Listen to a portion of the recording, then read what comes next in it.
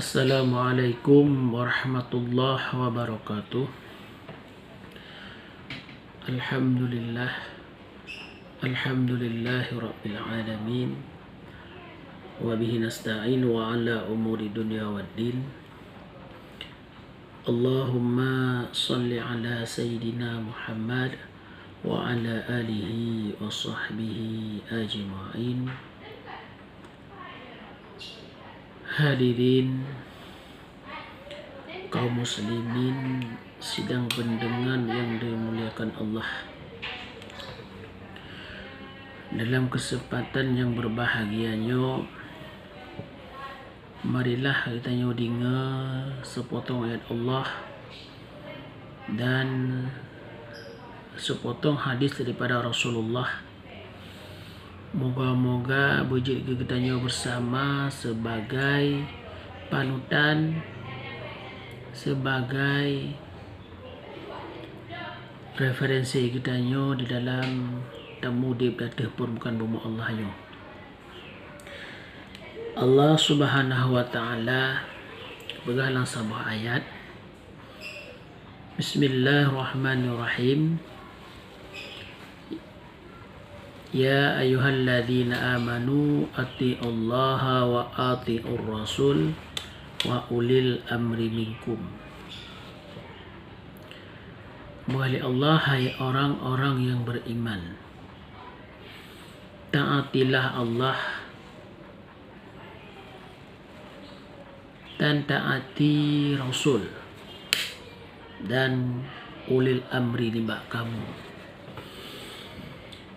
Ulil amri di sini bermakna adalah penguasa ataupun pemimpin.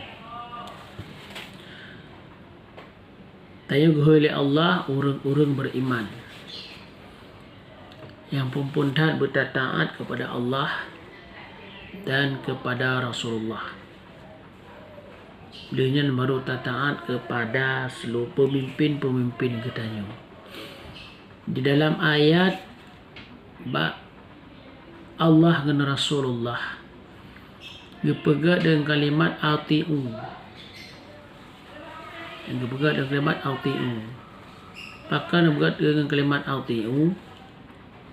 Masalah ulil amri hana pegang dengan ati'u. Langsung wa ulil amri minkum. Itu perbedaannya adalah menyertai taat kepada Allah dan Rasul itu mutlak. Hana jid kias-kias hana li menyahana galak atau hana jid taat hana, tapi secara mutlak. Senang tidak senang harus li kita taat kepada Allah. Baik susah senang, bahagia, gafin kaya, yang mutlak li kita wajib taat kepada Allah dan Rasul. Yang terjadi permasalahannya adalah wa ulil amri minkum, dan taat kepada pemimpin-pemimpin kamu. Inan yang terjadi perselisihan. Pemimpin yang kiban yang wajib legitannya untuk taat.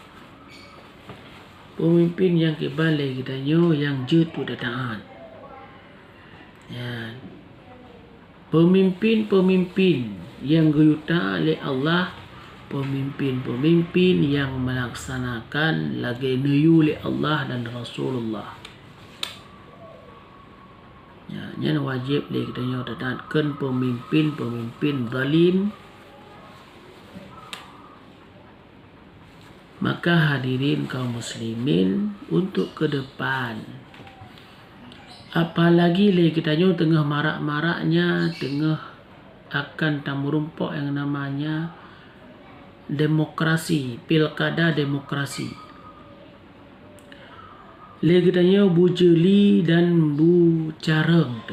Bak tamita tak pilih pemimpin. Marilah legitanya tak pilih pemimpin yang na fikir kesyariat Islam. Walaupun hanya 100%, pokoknya kesemiki. Bek bangga nyandu, udip keyboard. Udip laju puji hal-hal yang bertentangan dengan syariat Islam. Maka jeli kita pemilihnya berjeli dan bercara. Marilah kita pilih pemimpin yang nasemike kepada udip syariat Islam dan untuk memberantas segala hal-hal yang bertentangan dengan syariat Islam. Maka apalagi kita pilih pemimpin yang mempraktekkan sogok menyogok. Jangankan secara negara, secara syariat manteng kasalah. Rasulullah sebuah hadis, ar-rashi wal murtashi finnar. Orang sogok dan yang terima sogok adalah tamang neraka. Maka hadirin lagi kita baik saga kita pilih pemimpin yang laki, yang belum suara. Baik tak pegah secara syariat, secara negara mendeng kasalah. Politik wang. Maka lagi kita berjeli dan bercarang di dalam menanggapi, dalam memandang pihak figur-figur pemimpin yang bisa untuk memimpin bangsa ini. Azanallahu yakum ajma'in. Assalamualaikum warahmatullahi wabarakatuh.